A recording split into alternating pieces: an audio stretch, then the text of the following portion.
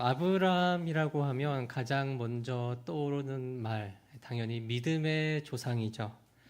아브라함은 모든 그리스도인들이 추구해야 되는 믿음의 표준을 제시한 믿음의 원형이라고 해도 과언이 아닌 그런 사람입니다. 아브라함이 이런 사람이라면 성경이 그의 삶을 어떻게 그려야 될까요? 완전 무결한 모습으로 아브라함의 삶을 표현해야 될 것 같습니다. 혹여나 아브라함에게 작은 흠이라도 발견된다면 고작 이런 사람이 믿음의 조상이냐, 이런 비난과 조롱을 받을 것이 뻔할 일입니다.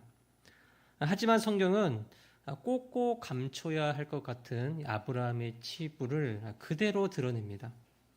여느 사람들과 전혀 다를 바 없는 부족하고 연약한 모습이 있었는데도 성경은 아브라함을 믿음의 조상이라고 부르는 것이죠. 아브라함은 하나님의 명령대로 갈대아 우르와 또 하란을 거쳐서 가나안 땅으로 들어갔습니다.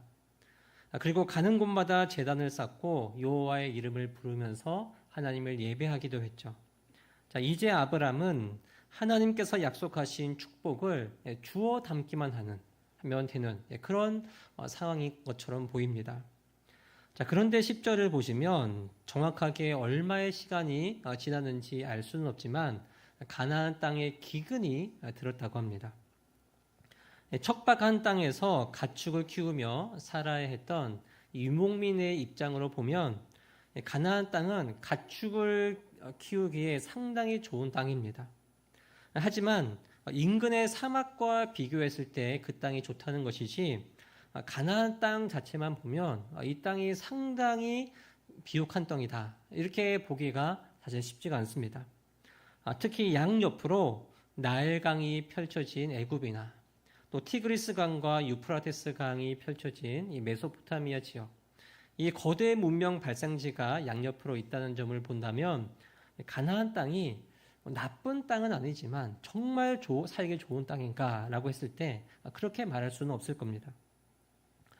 다만 가나안 땅이 가진 장점이라면 비가 와야 할 때 오기만 한다면 지중해 연안으로 펼쳐진 평야와 또 갈릴리 바다와 요단강 지역에 있는 이 곡창지대에서 충분한 곡식과 과일을 생산할 수 있는 그런 환경이 조성되어 있다는 점은 분명히 좋은 점입니다. 하지만 여기에도 전제 조건이 있는데 겨울과 봄에 충분한 비가 내려야 했고 비가 너무 많이 와서 강이 범람하면 안 된다는 것이었습니다. 이 조건이 맞지 않으면 가뭄과 홍수의 피해를 직접적으로 받아서 소출에 큰 영향을 미치게 됩니다. 어찌 보면 환경적으로 이 가나안 땅이 상당히 까다로운 지역이라고 할 수 있죠. 그런데도 성경이 가나안을 젖과 꿀이 흐르는 땅이라고 표현한 이유가 무엇일까요? 하나님은 사막 한가운데에서도 이스라엘 백성들을 먹이시고 입히시며 40년 동안이나 생존하게 하신 분이십니다. 가나안 땅이 최상의 조건을 가지고 있어서 젖과 꿀이 흐르는 땅인 것이 아니라 이스라엘 백성들이 하나님만 믿고 의지하여 하나님과 함께 한다면 어느 땅이든지 그곳은 젖과 꿀이 흐르는 땅이다라는 것을 보여주는 것이죠. 이스라엘 민족에게 가나안 땅은 40년 광야 생활의 연장선상이었습니다. 이스라엘은 40년 동안 매일 내려주시는 만나를 먹으며 하나님 말씀에 의존하여 살아가는 법을 배웠습니다. 가나안 땅에서도 이른 비와 늦은 비를 적절하게 주시는 하나님만 믿고 따를 때 이스라엘은 그 땅에서 생육하고 번성할 수가 있었죠. 자신이 받게 될 모든 상속의 권리를 다 포기하고 가나안 땅으로 온 아브람 역시 자신을 완전히 버리고 하나님을 따르고 믿기만 한다면 가나안 땅을 기업으로 받는 이 축복을 가득 누리게 될 것입니다. 그런데 가나안에 심한 기근이 들자 아브람은 애굽으로 내려가기를 결정합니다. 10절에서 아브람은 애굽에 거류하려고 내려갔다고 했습니다. 아브람이 가나안 땅을 완전히 떠나려고 했던 것이 아니라 자, 기근이 끝날 때까지만 임시로 애굽에 머무르려고 했다는 것을 알 수 있습니다. 자, 기근이 발생했을 때 가나안 주민들이 애굽으로 내려가는 건 당시에 상당히 일반적인 일이었습니다. 나일강 덕분에 애굽은 먹을 양식이 항상 충분히 있었고 국제 무역이 발달했기 때문에 삶에 필요한 물품 역시 상당히 쉽게 구할 수가 있었습니다. 아브람이 생존을 위해서 애굽에 가기로 한 것은 매우 일반적이고 합리적인 판단과 행동이라고 볼 수가 있는 것이죠. 자, 그런데 문제가 무엇인가요? 아브람이 너무 쉽게 약속의 땅을 벗어나려고 했다는 겁니다. 자, 아브람이 가문의 존폐를 걸고서 고향과 친척과 아버지의 집을 떠났을 때는 성경은 아브람이 순종하는 모습을 상당히 무게감 있게 표현했습니다. 자, 하지만 이 본문에서 가나안 땅을 떠나는 모습을 표현하는 것을 보면 그냥 가볍게 묘사되는 것을 확인할 수 있죠. 이처럼 이전처럼 하나님께서 직접 나타나셔서 말씀하시거나 또 아브람이 하나님 말씀에 순종했다는 표현도 등장하지 않습니다. 잠시 체류할 계획으로 애굽에 가는 것이라 할지라도 아브람이 자기 마음대로 약속의 땅을 떠난다는 생각을 지울 수가 없습니다. 또한 거처를 옮길 때마다 제단을 쌓으며 예배했던 것과는 다르게 애굽으로 갈 때는 그러한 모습도 나타나지 않죠. 아브람이 애굽으로 가는 장면에서 긍정적인 요소 하나도 발견할 수가 없습니다. 아브람이 먹고 마시는 이 생존의 문제가 눈앞에 다가왔을 때 하나님을 전적으로 믿고 의지하려는 모습을 보인 것이 아니라 매우 현실적으로 판단하고 행동하는 그런 모습을 보였습니다. 자신의 삶을 주도적으로 인도하시는 이 하나님을 믿고 의지하면서 하나님의 방법을 따르려고 했던 것이 아니라 고난과 시련 앞에서 다른 사람들처럼 주변에 있는 사람들처럼 세상의 방식을 선택했던 겁니다. 우리는 이렇게 질문해 볼 수 있습니다. 하나님 명령에 온전히 순종해서 가나안 땅에 들어간 거라면 아브라함에게 애초에 아무 문제가 없어야 했던 것 아닙니까? 현실적인 문제가 찾아왔을 때 그 문제를 현실적으로 해결해 주셔야지 하나님을 더욱더 믿고 신뢰하며 따를 수 있는 것 아닙니까? 하나님께서 주신 이 약속의 땅, 이 약속의 땅이란 것의 의미가 무엇인가요? 약속의 땅은 아무런 고난과 시련이 없는 땅을 가리키는 게 아닙니다. 성경은 약속의 땅을 모든 문제가 아무 문제 없이 술술 풀리는 땅이라고 말하지도 않습니다. 오히려 이 약속의 땅은 삶의 문제와 고난, 이 시련이 찾아왔을 때 정말로 하나님만을 믿고 의지하는지 테스트하는 땅입니다. 약속의 땅은 내 믿음이 진짜인지를 시험하는 땅으로서 그 테스트를 통과했을 때 하나님은 더 큰 믿음과 성숙함을 주시는 것이죠. 그러면 그 시험을 통과하면 드디어 아무 문제 없이 복을 받아 누릴 수 있는 겁니까? 아니죠. 그 테스트를 통과해서 더 큰 믿음과 더 큰 성숙함을 허락해 주셔서 앞으로 찾아올 더 큰 문제들, 또 다른 문제들을 넉넉하게 이길 힘과 능력을 주시는 겁니다. 그래서 아이러니하게도 이 약속의 땅이란 것은 고난이 펼쳐지는 낙원, 이렇게 표현을 해볼 수가 있습니다. 성경은 하나님의 약속으로 가득 채워진 책인데 성경에서 하나님은 고난과 시련이 없는 삶을 약속하신 적이 단 한 번도 없습니다. 심지어 하나님께서 나에게 어떠한 약속을 주셨다. 이것은 그 약속을 위해서는 고난의 길을 반드시 걸어야 한다는 말과 같습니다. 아브라함은 자기 인생과 가문의 생존을 하나님께 맡겨드리는 중대한 결단을 내렸고 또 자신을 완전히 버리고 과감하게 말씀을 따랐습니다. 이때 하나님은 안락하고 평안한 삶이 펼쳐지도록 해주신 게 아니라 나의 순종이 온전한 믿음의 순종인지 점검하기 시작하셨습니다. 고난과 시련이 몰아치더라도 믿음으로 순종하는지를 시험하시면서 하나님과 함께하는 삶이 평안하고 복된 삶이라는 것을 그때부터 본격적으로 가르쳐 주시기 시작하신 겁니다. 그래서 하나님은 이 삶의 문제를 정말 때로는 기가 막히게 어쩌면 이렇게 딱딱 들어맞게 해결해 주시는가라고 생각할 정도로 그렇게 해결해 주시기도 하지만 현실적인 문제가 현실적으로 해결되지 않도록 인도하시기도 합니다. 이 문제를 즉시 해결할 방법이 바로 눈앞에 있는데도 하나님은 그 방법을 뺑 돌아서 믿음으로 해결하라고 말씀하시기도 한다는 거예요. 우리는 이것이 우리를 향한 하나님의 시험인 동시에 우리를 가르치시고 인도하시는 하나님의 방법이라는 것을 깨달아야 합니다. 그래야 고난과 시련 앞에서 낙심하지 않고 믿음으로 서고 믿음으로 나아갈 수가 있는 겁니다. 본문에서 애굽이 처음 등장한 이래로 애굽은 애굽으로 이동하는 것이나 또 애굽의 국력을 의지하는 것을 하나님을 신뢰하지 않는 것으로 표현할 때가 상당히 많습니다.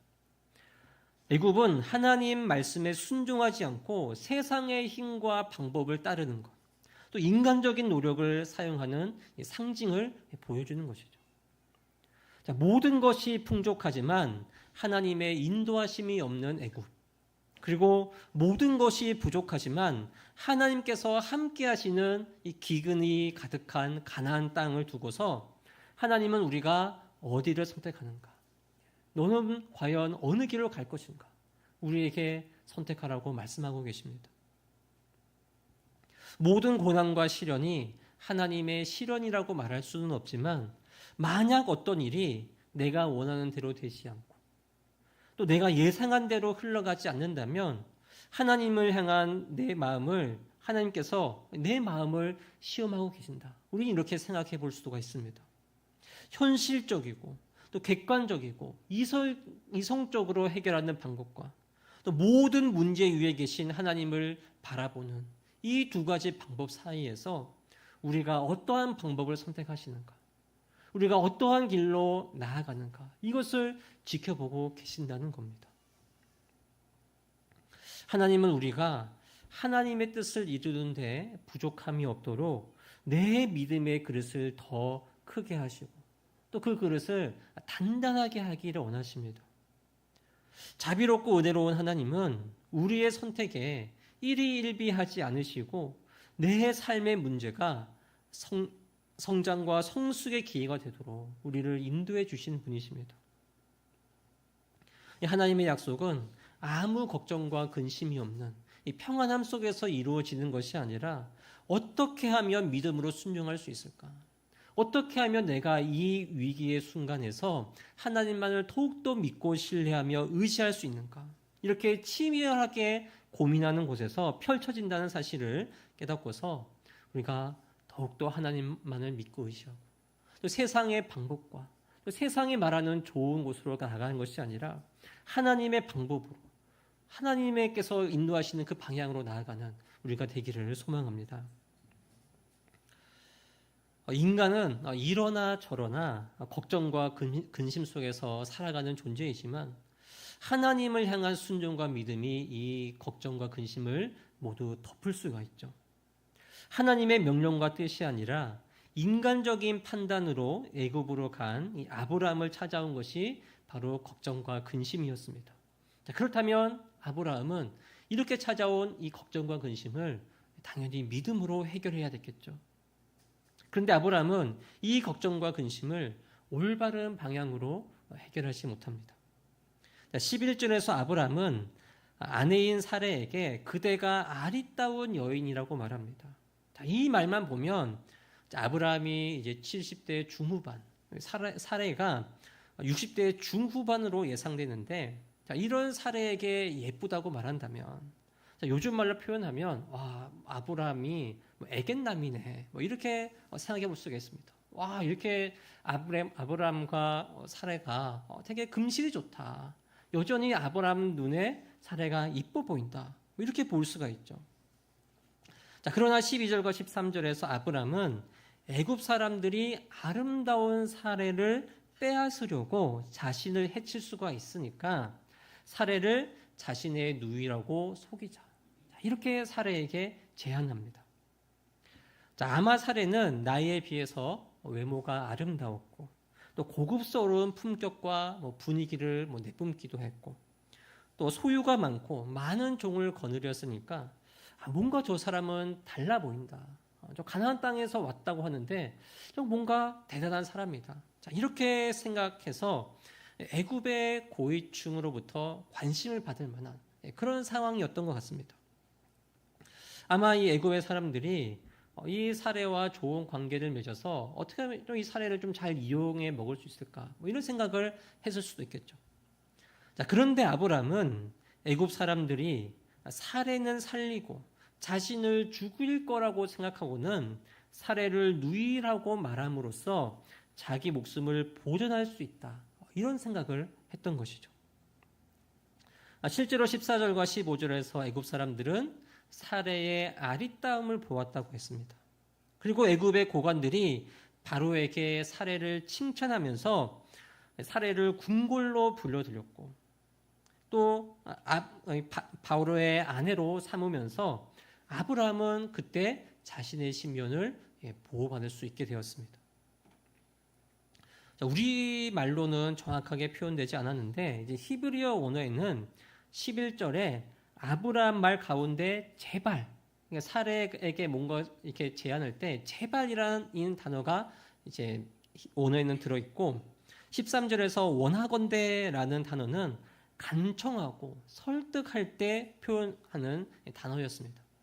자, 아브라함은 자기 목숨을 보존하는 것, 자기가 위험에서 벗어나는 것에 되게 필사적이었다는 것을 알 수 있죠. 자, 어찌 보면 아브라함이 가나안 땅의 기근을 피해서 애굽 땅으로 내려간 것, 그리고 자기 신변을 보호하기 위해서 사례를 누이라고 하자고 한 것, 이 모든 것들이 합리적이고 또 현실적인 결정이라고 생각할 수도 있습니다. 그냥 잠시만 이렇게 하면 이 위기를 벗어날 수 있으니까 이렇게 하자. 어쩌면 되게 쉽게 결정할 수 있는 문제였습니다.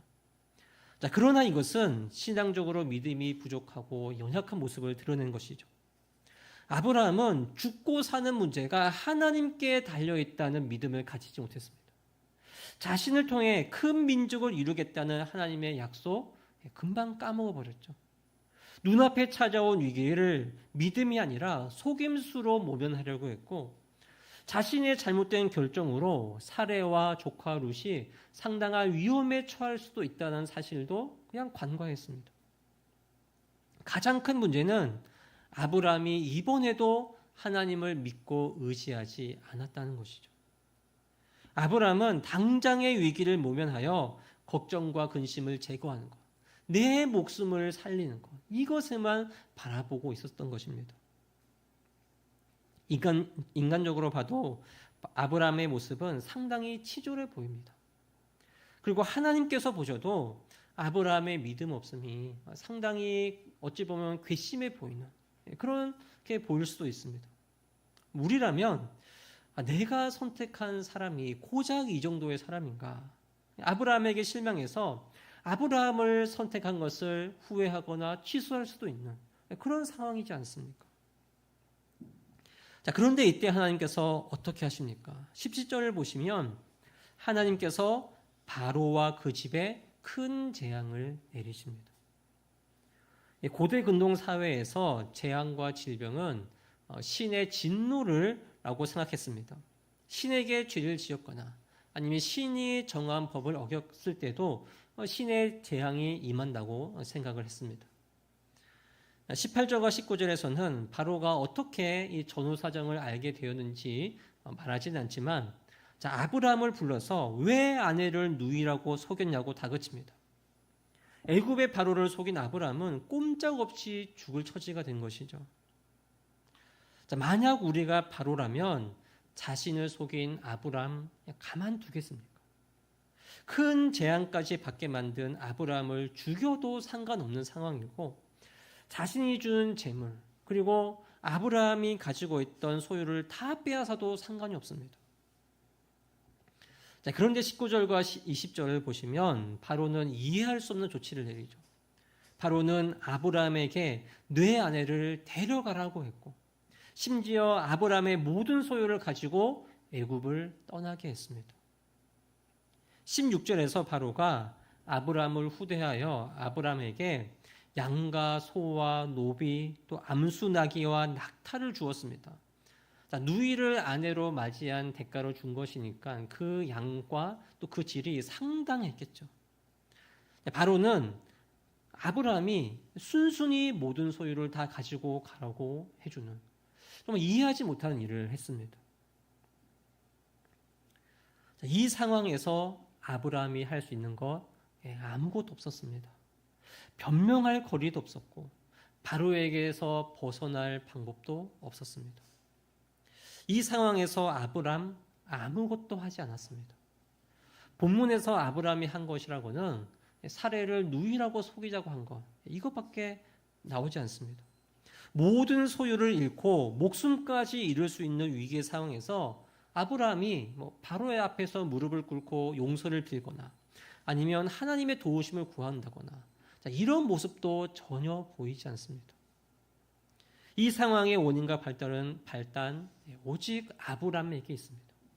아브라함이 하나님을 신뢰했다면 이런 문제가 발생하지도 않았겠죠. 아브라함은 자기 꾀에 걸려서 자기 목숨을 잃을 수 있는 그런 상황에 놓였습니다. 자, 그러나 하나님은 이 상황에 직접 개입하셔서 모든 문제를 해결하십니다. 모든 일이 전적으로 아브라함의 잘못인데 딱히 잘못한 게 없는 바로가 큰 재앙을 받았습니다. 성경에서 유일하게 애굽의 바로가 불쌍해 보이는, 바로가 상당히 나쁜 짓들만 많이 했었는데 이 장면만 보면 참 바로가 억울해 보인다라고 보일 정도로 이 바로가 잘못한 거 딱히 없어 보입니다. 이런 상황에서 하나님은 아브라함을 내버려 두지 않으시고 아브라함을 보호해 주시고 구원의 손길을 내밀어 주신 것이죠. 아브라함은 하나님의 약속보다 자신의 생존을 선택하는 길을 선택했지만 하나님은 아브라함의 실수와 잘못에도 불구하고 아브라함을 똑같이 선택해 주셨습니다. 하나님은 아브라함과 맺으신 약속이 위협을 받았을 때 아브라함과 하신 약속을 보존하고 성취하는 길을 선택하신 것입니다. 본문이 우리에게 무엇을 보여주려고 한 것일까요? 인간에게는 하나님께서 주신 약속을 성취할 만한 능력이 있기는커녕 그 약속을 보존할 만한 힘과 능력과 지혜가 전혀 없다는 것을 보여주고 있죠. 인간은 한없이 연약하고 한없이 부족한 존재라고 말하고 있는 겁니다. 하나님께서 명확하게 약속을 주셨고 명확하게 인도해 주시고 보호해 주시는 그 모습을 보여주셨는데도 아브라함 그리고 우리 인간 그 약속을 지켜내고 그 약속을 성취할 만한 힘과 능력, 지식, 지혜 아무것도 없다는 것을 보여줍니다. 하나님께서 복의 근원으로 선택하시고 믿음의 표본으로 세우신 이 믿음의 조상 아브라함조차도 눈에 보이는 현실 앞에서 하나님의 약속을 바라보지 못했습니다. 인간은 하나님의 약속을 잊어버리는 존재, 그 약속의 중요성, 다른 더 큰 중요한 문제 앞에서 다 잊어버리는 존재, 그 약속을 버리고 스스로 어리석은 선택과 길을 선택하는 존재, 최선이라고 생각하고 계획하고 결정한 일을 스스로 해결하지 못하는 그런 존재라는 것을 보여줍니다. 그렇다면 본문은 하나님을 어떠한 분이라고 소개하나요? 하나님의 약속을 보존하시고 성취할 수 있는 유일한 존재, 어떤 상황에서도 그 약속을 신실하게 이루시는 존재, 합리적이고 상식적인 일과 모든 상황을 완전히 뒤집으셔서 반드시 약속을 이루시는 분이라고 말하고 있습니다. 성경은 이런 하나님을 약속에 신실하신 하나님이라고 표현합니다. 인간은 치밀한 계산과 완벽한 계획으로 자신의 일을 이루려고 하지만 하나님은 어제나 오늘이나 한결같은 이 영원한 신실하심으로 자신의 뜻을 이루시는 신실하신 하나님이라는 것을 보여주는 것이죠. 하나님은 아브라함이 빈손으로 약속의 땅을 가게 하지 않으시고 막대한 재물과 가축과 종들을 이끌고 돌아가도록 하셨습니다. 왜 그렇게 하셨습니까? 약속의 땅에서 약속을 이룰 기반을 다지게 하는 이런 은혜를 하나님께서 베풀어 주신 겁니다. 아브라함은 하나님을 믿지 않았고 신뢰하지 않았고 또 사례를 누이라고 하면서 자기의 안전을 지키는 데만 급급했습니다. 그런데 하나님은 약속에 신실하신 분이기 때문에 하나님께서 아브라함과 약속해 주신 것, 그것을 이루시기 위해서 아브라함의 그 실수와 잘못에도 불구하고 더 많은 것을 가지고서 가나안 땅, 약속의 땅으로 돌아가게 하신 겁니다. 하나님은 훗날 이스라엘 민족이 출애굽할 때 아브라함에게 하신 일을 똑같이 경험하게 하시면서 자신이 약속이 얼마나 신실하신 분이신가 이것을 증명해 보이셨습니다.